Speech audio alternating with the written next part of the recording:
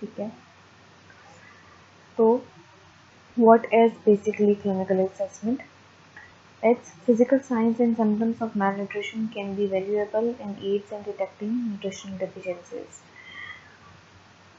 तो clinical assessment basically आपके physical science है, जो भी बॉडी साइंस है ना आपके, वो आपकी क्लिनिकल असेसमेंट होती है। ठीक है, प्रॉपरली जो आप फिजिकली सिर्फ देख सकें, उसमें कोई लैब वर्क नहीं होता, कोई आपकी जैसे बायोकेमिकल में आपका प्रॉपर लैब वर्क के टेस्ट हो रहे थे, क्लिनिकल असेसमेंट में वो नहीं होता। ठीक है, तो इसमें आप सिर्फ सामने से देख के, अपीयरेंस देख के जज करते हैं कि पेशेंट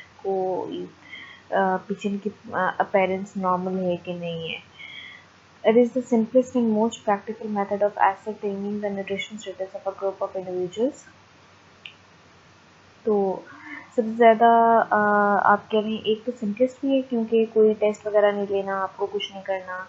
दूसरा प्रैक्टिकल भी मेथड होता है क्योंकि अक्सर ऐसा होता है कि हेल्थ ग्रुप वर्कर्स जब जाते हैं, ठीक है, तो उनके पास इतना टाइम नहीं होता कि प्रॉपर टाइम दें हर किसी इंडिविजुअल को, और फिर उनके ब्लड टेस्ट लें या फिर लैब में जाके चेक करें, या कुछ एंथ्रोपोमेट्री कर सकते हैं, लेकिन हर तरह की एंथ्रोपोमेट्री नहीं कर सकते हैं। ठीक है, जैसे फॉरेन स्टेज पे खड़े होकर वो BMI नहीं निकालेंगे, इस तरह की चीज़ें ना।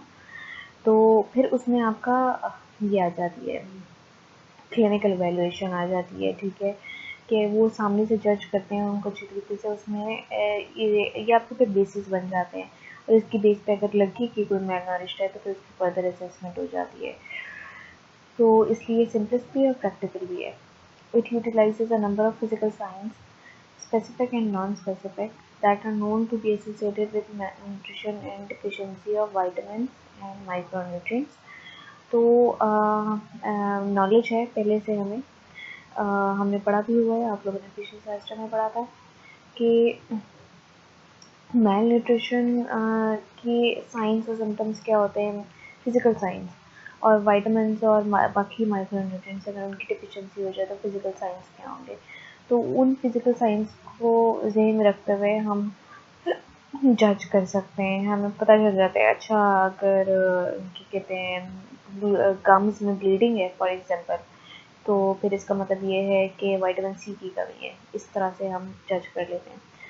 Next, these may include delayed growth and development as determined by comparing an individual or a group with normal values on growth charts. It is an essential feature of all nutritional surveys. तो इसमें include क्या होता है, physical science में as an example जैसे मैंने आपको bleeding comes बताया, डिलेड ग्रोथ बताई। ठीक है, ये सब आपके साइंस होते हैं जिनको फिर हम कंपेयर कर लेते हैं, जो कि हमारे पास पहले से डाटा है।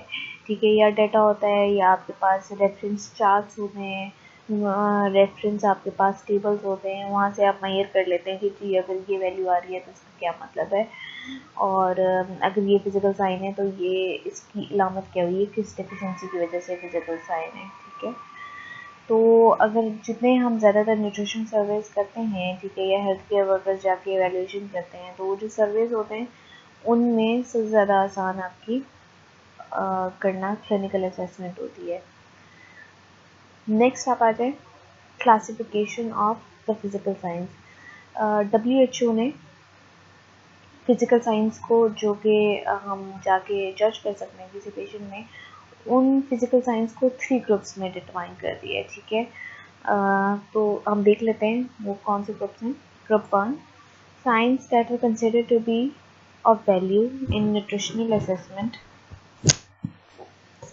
These are often associated with nutritional deficiency status. Signs of malnutrition may often be mixed and may be due to deficiency of 2 or more micronutrients. तो जो ग्रुप 1 है वो क्या होता है, उसमें वो वाले साइंस आते हैं जो कि न्यूट्रिशन असेसमेंट से एसोसिएटेड है। ठीक है, अब इसमें ये वो वाले साइंस होंगे जिनसे हमें पता चल जाता है कि कोई किसी न्यूट्रिएंट की डेफिशिएंसी या प्रोटीन या एनर्जी की डेफिशिएंसी की वजह से मैल न्यूट्रिशन तो नहीं हो रही है। ठीक है, तो ये ग्रुप 1 आ जाता है। अब ग्रुप 2 क्या है? ग्रुप 2 में इंक्लूड होते हैं science that need further investigation. They may be related to malnutrition, perhaps of a chronic type, but are often found in populations of developing countries where other health and environmental problems such as poverty, illiteracy are present या फिर are coexistent. तो group 2 में ये होता है कि अक्सर science होते हैं लेकिन वो ज़रा वेग होते हैं, हम सही तरह से जज नहीं कर सकते, प्रॉपर कैटेगरी में नहीं डाल सकते, ठीक है, जिनके ऊपर हमें फर्दर वर्क करने की ज़रूरत होती है. अब अक्सर वो साइंस या तो इस वजह से होते हैं कि कोई ना कोई क्रॉनिक टाइप की मेल न्यूट्रिशन है. क्रॉनिक होता है लंबे अरसे के लिए, एक्यूट होता है थोड़े अरसे के लिए, ठीक है. तो जो क्रॉनिक टाइप की मेल न्यूट्रिशन होती हैं, जैसे for example protein energy mail nutrition हो गई या एनीमियाज हो गए, ठीक है, तो वो अक्सर वहाँ पे एक तो उसकी वजह से हो सकता है, और दूसरा ये साइंस आपके जो हैं वहाँ पे भी होते हैं, जो वहाँ पे डेवलपिंग कंट्रीज़ होती हैं. डेवलपिंग कंट्रीज जैसे पाकिस्तान डेवलपिंग कंट्री है, तो उसमें क्या होता है कि हेल्थ और इन्वायरमेंटल प्रॉब्लम्स होती हैं, जैसे पॉवर्टी है, गरीबी है, इलिटरेसी है, नॉलेज नहीं होता चीज़ों का, ठीक है, और इस तरह के बाकी फैक्टर्स होते हैं. सैनिटेशन, पुअर सैनिटेशन होती है, तो ये सब चीज़ें को फैक्टर्स होती हैं. Group 3, these include physical signs that have no relation to malnutrition, although they may be similar to physical signs found in persons with malnutrition and must be carefully delineated from them. These usually takes the particular expertise of a physician or other health worker expertly trained in nutritional diagnosis. तो जी group 3 में अब वो वाले science आ जाते हैं जो थोड़े बहुत मे भी मैच करते हों उन साइंस से जो कि डेफिशिएंसी से रिलेटेड होते हैं, लेकिन ज़्यादातर ये जो हैं उन जैसे होते हैं, लेकिन एग्जैक्टली प्रॉपर साइंस नहीं दे रहे होते मेल न्यूट्रिशन का. तो हो सकता है कि वो फिज़िकल साइंस किसी बीमारी की वजह से, किसी और स्पेसिफिक बीमारी की वजह से हों, ठीक है. तो फिर हम उसको सही तरह से जज नहीं कर पाते. और दूसरा, अब ये फिज़िकल साइंस इवेलुएट करने के लिए, असेस करने के लिए हमारे पास कोई एक्सपर्ट होना चाहिए जिसको पता हो, ठीक है. फिजिशियन हो सकता है या प्रॉपर हेल्थ केयर वर्कर हो सकता है जिसको प्रॉपर एड दी गई हो, या फिर न्यूट्रिशनिस्ट या डाइटिशियन हो सकता है, ठीक है. अब हम इसको रिवाइज कर लेते हैं.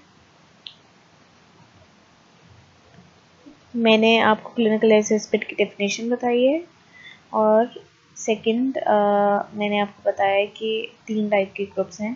पहला ग्रुप जो होता है उसमें वो साइंस होते हैं, साइंस के, फिजिकल साइंस के 3 ग्रुप्स हैं.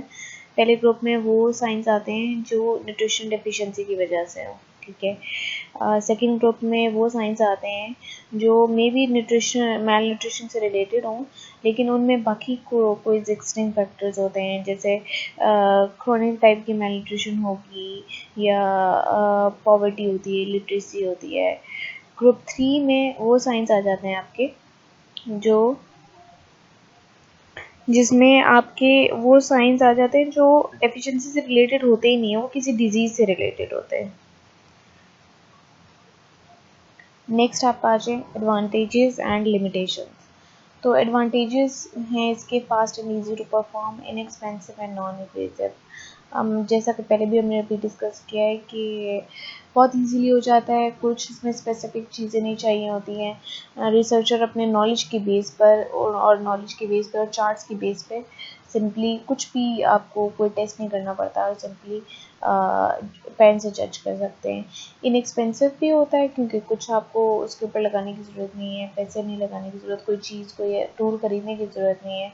और नॉन इन्वेजिव होता है. नॉन इन्वेजिव का मतलब है प्राइवेसी डिस्टर्ब नहीं हो रही. देखिए, जैसे बायोकेमिकल असेसमेंट में आपको बॉडी का ब्लड सीरम लेना होता है, ठीक है, यूरिन लेना होता है फॉर द टेस्ट. तो फिर उसके बाद डाइटरी असेसमेंट में आप पेशेंट से पूरा का पूरा उनका डाइटरी हिस्ट्री जानते हैं. It's kind of private. तो वो चीज़ें फिर भी वो मेथड इन्वेजिव हैं, बट क्लिनिकल इवैल्यूएशन मेथड जो है इन्वेजिव नहीं होता. नेक्स्ट आ जाता है आपका limitation. did not detect early signs. Signs of malnutrition may not be specific, that is, they may be related to non-nutritional factors such as poor hygiene or excessive exposure to sun. तो इसमें पहला point है आपका कि जो early mail nutrition अभी start हो रही होती है ना, तो फिज़िकल साइंस नहीं डेवलप होते उस वक्त, फिज़िकल साइंस काफ़ी टाइम बाद डेवलप होते हैं। तो अब जो हमारी हो जाती है वैल्यूएशन हो जाती है, क्लिनिकल वैल्यूएशन, वो फिर हमें सही तरह से नहीं बता सकता, अर्ली मेल न्यूट्रिशन के साइंस नहीं डिटेक्ट करता ये, जो कि एक प्रिवेलेंट मेल न्यूट्रिशन होती है सिर्फ उसके साइंस करता है जज।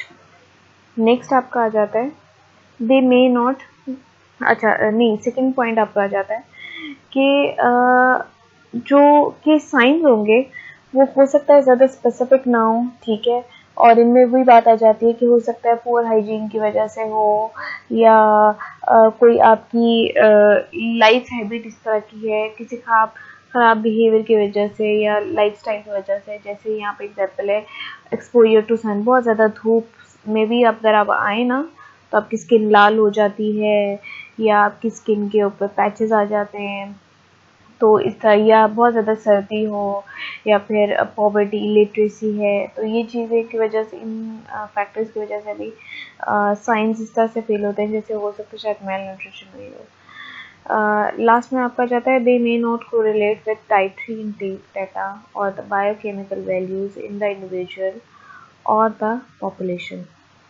तो इसमें आपका आ जाता है कि हो सकता है कि फिज़िकल साइन हो, लेकिन वो उसी इंडिविजुअल में अगर हमने बायोकेमिकल असेसमेंट की या डाइटरी इनटेक की है तो उसमें कोई और डिफिशिएंसी निकल आए या कोई रिलेटिंग डिफिशिएंसी निकल आए, या हो सकता है उस पेशेंट में डिफिशिएंसी ना हो।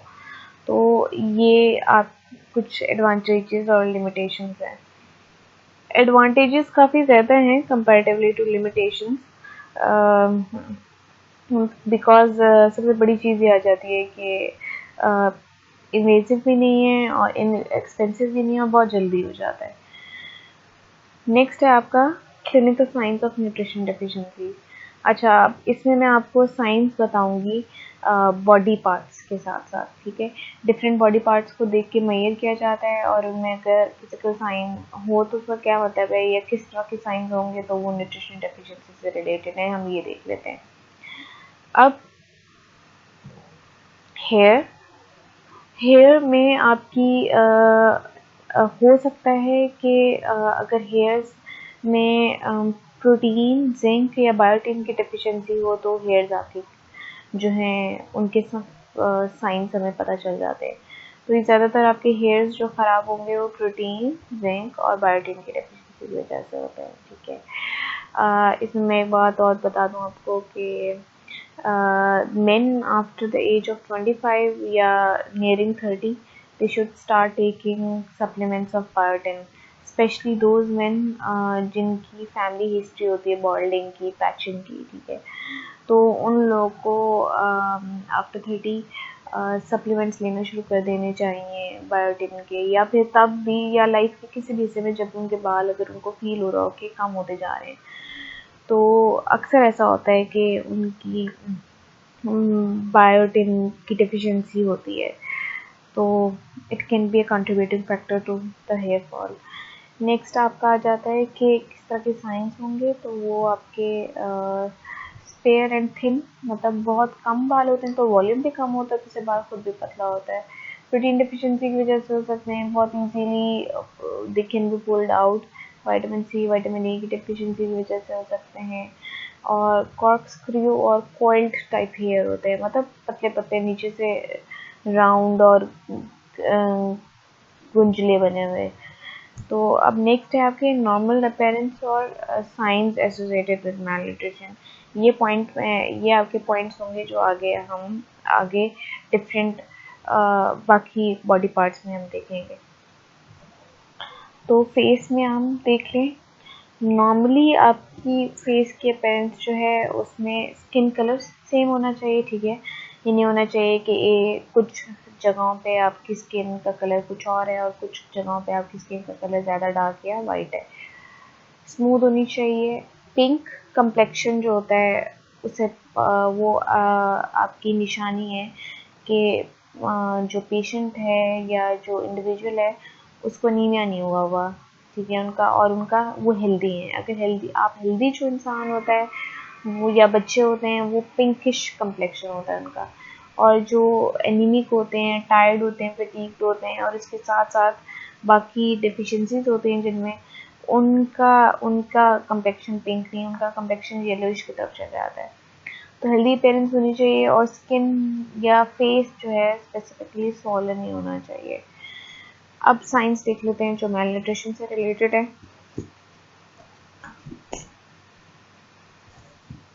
तो उनमें आपके साइंस आ जाते हैं स्किन कलर लॉस, ठीक है, इसको डीपिगमेंटेशन कहते हैं। Skin dark over cheeks and under eyes, इसको हम malar and supra orbital pigmentation कहते हैं। लंपीनेस और flakiness of skin of nose and mouth.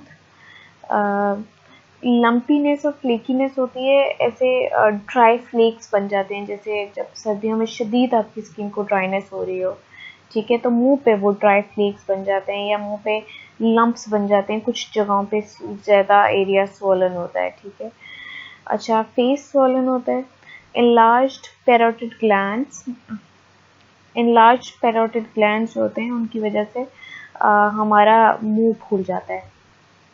Scaling of skin around nostrils, तो इसको हम नेजोलेबियल सेबोरिया कहेंगे, ठीक है। ये जो होता है आपके नॉस्ट्रल्स के इर्द गिर्द या नाक के इर्द गिर्द का जो एरिया होता है, जो फिर वहाँ वो एरिया जहाँ से नॉस्ट्रल स्पेसिफिकली आगे से फेस के साथ अटैच हो रहा है, ठीक है, उन पॉइंट पे आपके स्केल्स बन जाते हैं। तो अगर ऐसा कुछ होगा तो इसका मतलब ये है कि आपकी जो है कोई ना कोई मेल न्यूट्रिशन का साइन है। नेक्स्ट आ जाता है आपका आइज़। तो आइज़ की नॉर्मल अपीयरेंस जो होती है वो they should be bright, clear, shiny, no sores और at cornea of eyelids, membranes, eyelids and membranes are healthy pink and are moist, no prominent blood vessels or mound of tissues or sclera, ठीक है। Bright होने चाहिए, clear होने चाहिए, shiny होने चाहिए, source नहीं होने चाहिए आँखों की कॉर्नर में, हेल्दी पिंक कलर होना चाहिए, ठीक है। जब हम हेल्दी पिंक का मतलब ये है कि आँख को अगर हम नीचे वाली जो पलक है अगर उसको हम खींचें तो उसके अंदर से जो एरिया है वो हेल्दी पिंक कलर का होना चाहिए, वाइटिश या येलोइश कलर का नहीं होना चाहिए। मॉइस्ट होनी चाहिए, सबसे ज़्यादा ज़रूरी है। मॉइस्ट नहीं होंगी तो हमेशा किसी डिजीज़ की वजह से या ज़्यादातर डेफिशिएंसी की वजह से होता है। और प्रोमिनेंट ब्लड वेसल्स नहीं होनी चाहिए। अक्सर होता है कि अगर आपकी नींद पूरी ना हो और आप थके हों या आप बहुत ज़्यादा लैपटॉप पे बैठे रहें सारा दिन, तो आँखों में पतली पतली जो ब्लड वेसल्स होती हैं वो फट जाती हैं। तो या तो फट जाती हैं या फिर ऐसा होता है कि वो फूल जाती हैं, बड़ी हो जाती हैं, तो इस तरह से प्रोमिनेंट ब्लड वेसल्स ना बनी हो, ठीक है। ये मैं आपको एग्जांपल दे रही हूँ प्रोमिनेंट ब्लड वेसल्स। नेक्स्ट आपका आ जाता है signs associated with mail nutrition.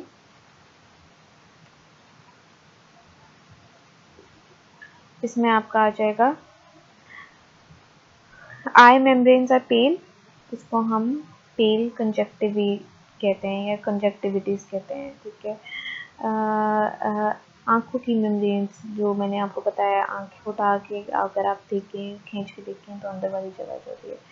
Redness of membranes, उन्हीं मेम्ब्रेन्स की अगर रेडनेस बहुत ज़्यादा हो, ठीक है, एक तो हेल्दी पिंकिश कलर होता है, अगर उसे डार्क हो जाता है उसको कंजक्टिवल कंजक्शन कहते हैं। नेक्स्ट है आपका बिटॉट स्पॉट। बिटॉट स्पॉट होते हैं छोटे छोटे वाइट ना स्पॉट से बन जाते हैं आँखों के ऊपर, कॉर्निया के ऊपर, ठीक है। तो वो अलग से एक जैसे जैसे दूर पे बलाई आ जाती है ना, इस तरह से इसका बिल्कुल छोटा सा स्पॉट उसी तरह से कर लो, बलाई जैसे अगर आंखों पे आ जाए इसके छोटे छोटे पैचेस, तो इस तरह से बिटॉट स्पॉट होता है। इसको हम मोतिया भी कहते हैं उर्दू में। नेक्स्ट आपका आता है redness and fissuring of eyelid cornea corners. इसको हम एंगुलर पेल्पेरिटीज कहते हैं। तो आंखों की कॉर्नर पे रेडनेस नहीं होनी चाहिए, फिशरिंग पतले पतले कोई वो नहीं बनने चाहिए, ब्लड वेसल्स नहीं होनी चाहिए। Dryness of I membrane, it's called conjunctival xerosis. Cornea has dull appearance, it's called corneal xerosis. Cornea is soft, it's called keratomalacia. And scars on cornea, ये सब हमारे साइंस है malnutrition के। नेक्स्ट आपका आ जाता है कि किन डिफिशिएंसी की वजह से हो सकते हैं, तो उसमें आपका आ जाता है विटामिन ए डिफिशिएंसी। और अब विटामिन ए डिफिशिएंसी होती है तो उसका उसमें कौन से आपकी स्टेज है, नाइट ब्लाइंडनेस है या ज़ेरोफ्थैल्मिया है। Vitamin B2 and vitamin A deficiencies, photophobia, blurring and conjunctival inflammation. तो ये जो है सब आपकी डिफिशिएंसी साइंस है। नेक्स्ट आप आ जाएं लिप्स पे।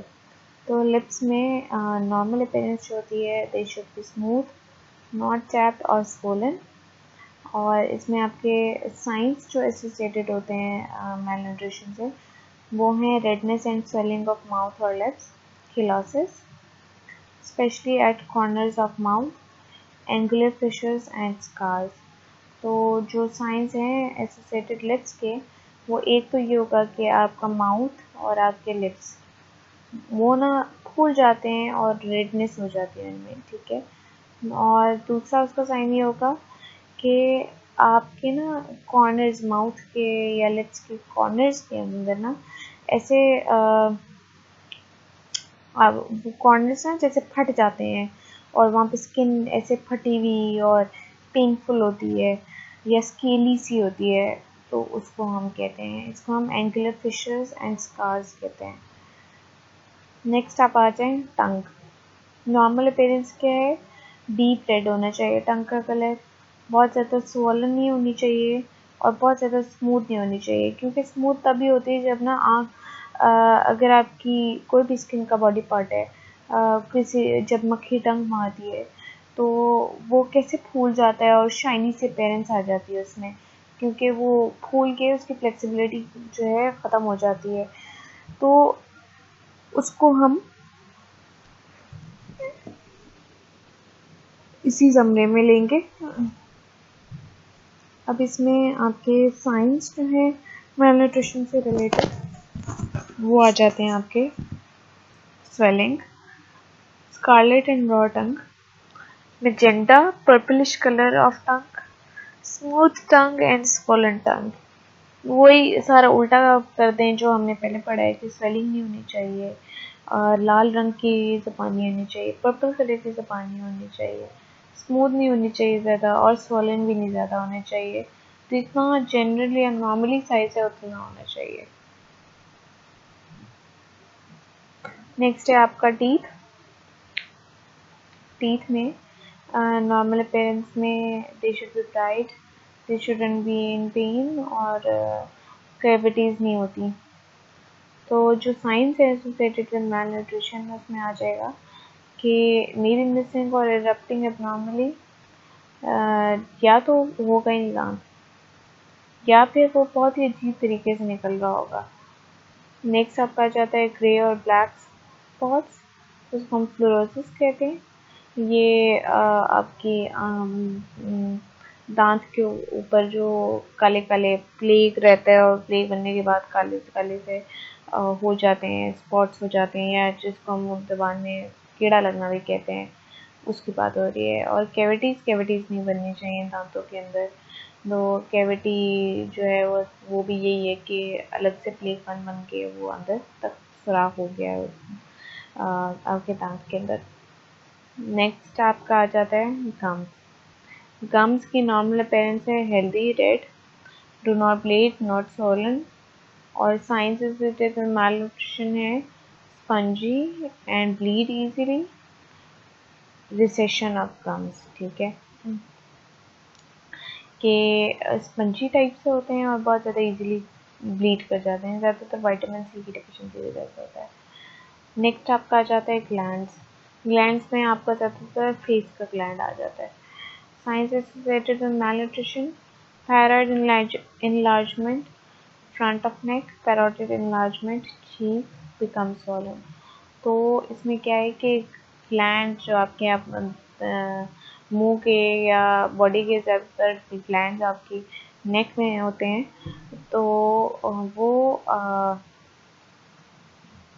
आपका थायराइड enlargement, आपका फ्रंट ऑफ द नेक, और पैरोटिड enlargement आपका ज़्यादातर ये जो जहाँ पे मुंह ख़त्म होता है, ठीक है, तो वहाँ पे आपकी हो जाती है, या ज़्यादातर जहाँ पे कान के पास और नीचे वाला एरिया वो भी फूल जाता है। नेक्स्ट आपका जाता है स्किन। स्किन में आ जाएगा dryness of skin, xerosis, sand paper feel of skin, जो ये रेग माल होता है, ऐसी फीलिंग आती है स्किन की, उसको हाइपरकेराटोसिस कहते हैं।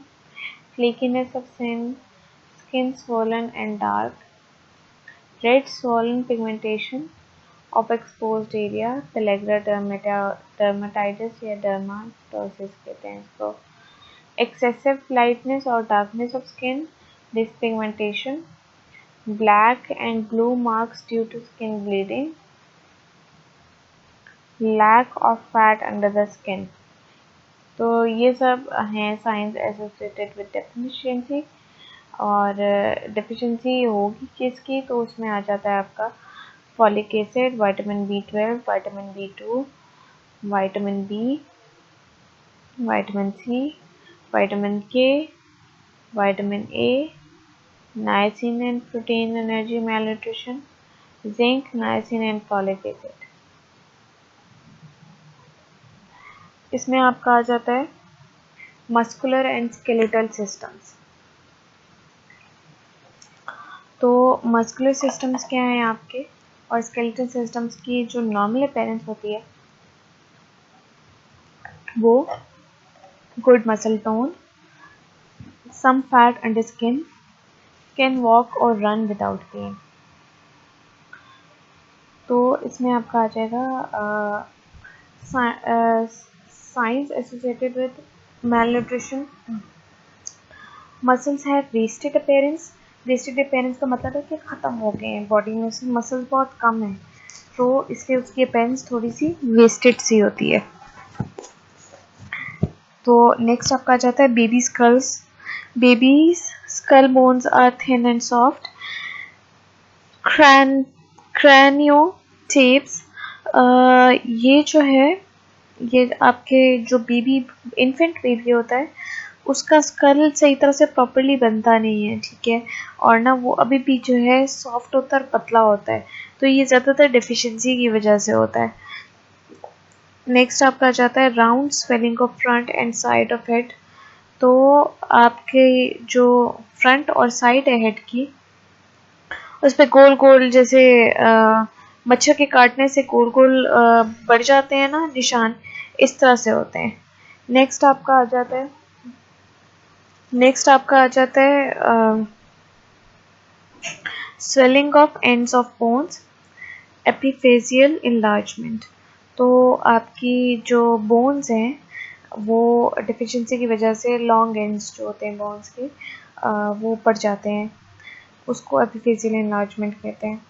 Small bumps on both sides of chest, small bumps on both sides of chest wall, on ribs and beating of ribs। तो चेस्ट की जो वॉल है, या जो आप कह लें कि चेस्ट है आपकी साइड पे, थोड़ी सी आपकी साइड पे, वहाँ पे बम्प्स बन जाते हैं, और रिब्स जो हैं उनकी बीटिंग हो जाती है। वो यही है आपका कि जैसे बीड्स बनते हैं ना आपके नेकलेस में, बीड्स हो फासले फासले पे, उसी तरह से रिब्स में बीटिंग हो जाती है। नेक्स्ट है baby soft spot on head does not harden at proper time. persistently open interior fontanelle। ये जो है जहाँ पे स्कैल्प होती है, सर का जो बिल्कुल एक राउंड हिस्सा होता है जहाँ से बाल शुरू होते हैं, वहाँ पे बच्चे का सर बहुत नरम होता है, वहाँ से वो बर्थ के बाद सख्त होती है जगह। तो अक्सर, बल्कि अक्सर जो है कुछ के वहाँ पे सुराख भी होता है, स्किन अभी वहाँ पे कवर होनी होती है। तो क्या होता है कि वो ना after a time soft spot जो है वो ख़त्म हो जाता है। लेकिन कुछ बेबीज़ में अगर वो ख़त्म नहीं हो आफ्टर अ टाइम भी फिर ज़्यादा गुजर गए, तो फिर इसका मतलब है वो किसी न किसी डिफिशिएंसी की वजह से नहीं हुआ। नेक्स्ट आपका आ जाता है बाउल लेग्स। बाउल लेग्स जो होती हैं, मैंने आपको बताया है, बोन्स मुड़ जाती हैं और ऐसे फीलिंग आती है जैसे वो एरो और बो होती हैं, तो बो का जो एरो का जो बो होता है जैसे मुड़ा होता है, इस तरह से टांगें मुड़ जाती हैं, डी बन जाता है उनका। नेक्स्ट है ब्लीडिंग इनटू मसल्स। मसल्स के अंदर हेमरेजेस हो जाते हैं, ब्लीडिंग हो जाती है, ठीक है, उसको हम मस्कुलोस्केलेटल हेमरेजेस कहेंगे। Person can not get up और वॉक प्रॉपरली। तो जो इंसान है वो प्रॉपरली नहीं खड़ा हो पाता और वॉक नहीं कर पाता है सही तरीके से, चल फिर नहीं पाता। उसको जो है उस साइन को हम एसोसिएट करते हैं मस्कुलर एंड स्केलेटल डिफिशिएंसी से। नेक्स्ट आपका आ जाता है इंटरनल सिस्टम्स। इंटरनल सिस्टम वही कंटिन्यूड है, इसमें आ जाएगा आपका अब इंटरनल सिस्टम्स में आपके 3 टाइप्स आ जाती हैं, cardiovascular, gastrointestinal and nervous system. तो पहले कार्डियोवैस्कुलर देख लेते हैं।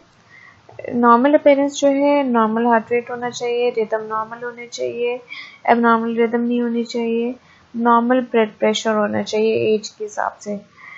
तो साइंस जो कि मेल न्यूट्रिशन से एसोसिएटेड है उसमें आ जाता है रैपिड हार्ट रेट, मतलब 100 से ऊपर जाती है बीट आपकी, तो उसको हम डिफिशिएंसी से एसोसिएट कर सकते हैं। नेक्स्ट आपका आ जाता है एबनॉर्मल रिदम और एलिवेटेड ब्लड प्रेशर। नेक्स्ट आपका है गैस्ट्रोइंटेस्टाइनल, इसमें आपकी आ जाती है नो पैल्पेबल ऑर्गन्स और masses. Signs associated with malnutrition में आपका आ जाएगा liver enlargement of spleen usually indicates other associated diseases। तो इसमें आपका आ जाता है गैस्ट्रोइंटेस्टाइनल में लिवर और स्प्लीन आ जाती है, ज़्यादातर बढ़ जाते हैं, ठीक है, इनकी enlargement हो जाती है। और जब भी ये बढ़ते हैं इसका मतलब है कि बॉडी में कोई डेफिशिएंसी थी और ये प्रॉपरली वर्क नहीं कर पा रही थी, तो बॉडी ने उनकी ज़्यादा स्पेस बना दी ताकि ये सही तरह से वर्क कर सके, और वो फिर एक साइन बन जाता है डेफिशिएंसी का। नेक्स्ट है आपका नर्वस सिस्टम, उसमें नॉर्मल अपीयरेंस जो है साइकोलॉजिकल स्टेबिलिटी होनी चाहिए और रिफ्लेक्सेस नॉर्मल होने चाहिए। साइंस एसोसिएटेड विद मैलन्यूट्रिशन में आपका आ जाता है mental irritability and confusion, burning and tingling of hands and feet, paresthesia, loss of position and vibratory sense, weakness and tenderness of muscles may result in inability to walk, decreases and loss of ankle and knee reflexes, ठीक है। तो इसमें आपका जो है nervous system में ज़्यादातर आपका आ जाता है कि एक तो कंफ्यूजन होती है, इरिटेबिलिटी होती है, दूसरा हाथों और टांगों पे ऐसे जैसे चुन चुन नहीं हो जाती जब टांग सो जाती है, इस तरह वाली फीलिंग आती है।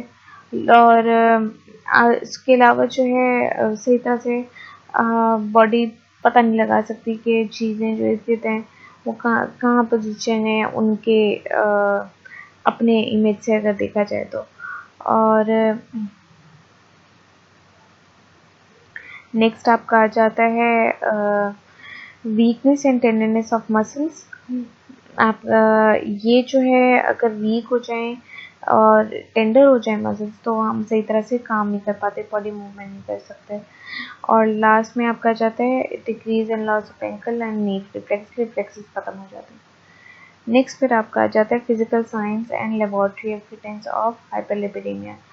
तो जो अब ये वो सारे साइंस है जो हाइपरलिपिडेमिया से एसोसिएटेड है। तो मैं आ जाता है small yellowish lumps around eyes,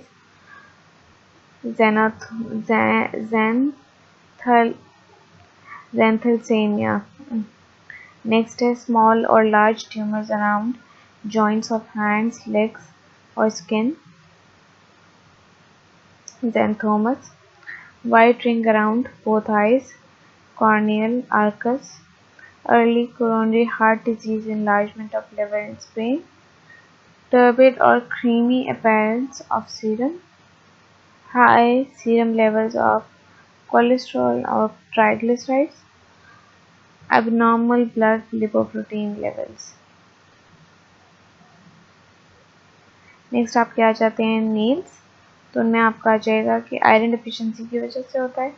spooning हो जाती है नेल्स में। स्पूनिंग का मतलब है जैसे प्रॉपरली नाखून जो है हमारी उंगलियों पे वो नीचे की तरफ है, ठीक है। तो स्पूनिंग में क्या होता है, वो उखड़ ऐसे जैसे थोड़े से साइडों से ना उनके एजेस उखड़ गए हैं और ऊपर की तरफ मुड़े हैं, तो जैसे स्पून जैसे बन जाते हैं इस तरह से नाखून बन जाते हैं, तो उसको स्पूनिंग कहते हैं। आयरन डिफिशिएंसी के अलावा प्रोटीन डिफिशिएंसी की वजह से भी हो सकता है। और नेल्स में लाइनें पड़ जाती हैं, तो वो लाइनें जो होती हैं वो डिफिशिएंसी का साइन होती हैं। नेक्स्ट है आपका thyroid gland. In mountainous areas and far from sea places, goiter is reliable sign of iodine deficiency। तो इसमें क्या होता है कि गोइटर जो है थायराइड ग्लैंड में अगर डिफिशिएंसी होगी तो उसको हम गोइटर कहते हैं, बीमारी गोइटर होती है। तो वो जो है ये ज़्यादातर हमें गोइटर वहाँ पे डेवलप होते हैं जहाँ पे आयोडीन नहीं होता। तो आयोडीन जो है माउंटेन पहाड़ी इलाकों में और जो समुद्र के पास जगह है वहाँ पे नहीं होता। नेक्स्ट है आपका joints and bones. They help science of vitamin D। They help detect signs of vitamin D deficiency rickets and vitamin C deficiency scurvy। तो जो बोन्स के साइंस हैं वो ज़्यादातर विटामिन डी और विटामिन सी की डिफिशिएंसी की वजह से होते हैं, और हमें इनकी डिफिशिएंसी से या हमें उनकी डिफिशिएंसी से रिलेटेड साइंस के बारे में पता चल जाता है। नेक्स्ट आपका आ जाता है major problems encountered in clinical assessment of nutrition status. There low general prevalence in developed countries except in high risk groups. इसका मतलब ये है कि जनरली उनको सोचा भी नहीं जाता कुछ जो हमारी जनरल प्रेवलेंस है ना वो डेवलप्ड कंट्रीज़ में कम होती है। उस पर तो हाई रिस्क ग्रुप्स हमें ना जज करने में निकालने में नहीं पता चलता। नेक्स्ट आपका जाता है non specificity of clinical science in most population particularly developed countries. तो जो क्लिनिकल साइंस ज़्यादातर पॉपुलेशन में होते हैं या समझ लें आप डेवलप्ड कंट्रीज़ में, उनकी ज़्यादातर स्पेसिफाई नहीं कर पाते कि कौन सा डिफिशिएंसी है, लेकिन कौन से न्यूट्रिएंट की डिफिशिएंसी ये नहीं पता चल पाता। नेक्स्ट आपका आ जाता है the substantial differences and the prevalence of physical science recorded by different examiners. तो अब ये है कि डिफरेंट एग्जामिनर्स या जो डाटा लेने वाले हैं वो अपनी ऑब्जर्वेशन के हिसाब से, अपने नॉलेज के हिसाब से डिफरेंट वो